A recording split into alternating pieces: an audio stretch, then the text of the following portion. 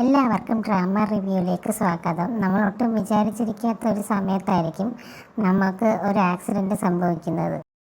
ഒരിക്കലും നമ്മളെ ലൈഫിൽ അടുത്ത സിറ്റുവേഷൻ എന്താണെന്ന് നമുക്ക് പ്രെഡിക്റ്റ് ചെയ്യാൻ പറ്റില്ല.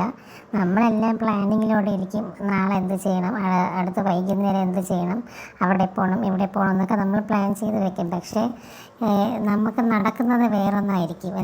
നമ്മൾ ഒരുപാട് ഹാപ്പി ആയിട്ടിരിക്കുന്ന സമയത്ത് പെട്ടെന്നായിരിക്കും നമ്മളെ ഹാപ്പിനെസ്സൊക്കെ മാറുന്നതും അതൊരു വലിയ അപകടത്തിലേക്ക് മാറുന്നതും. അങ്ങനെ ഇവൻ ഒത്തിരി ഹാപ്പി ആയിട്ട് ഡ്രൈവ് ചെയ്ത് വരുന്നൊരു സമയമാണ്.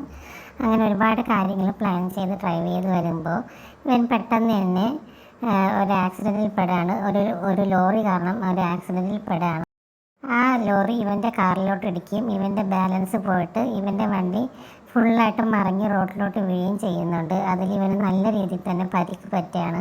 ഇവനൊട്ടും തന്നെ ബോധം ഉണ്ടാവുന്നില്ല. ഇവനെ ഹോസ്പിറ്റലിൽ എത്തിക്കുന്നുണ്ട്. Thank you.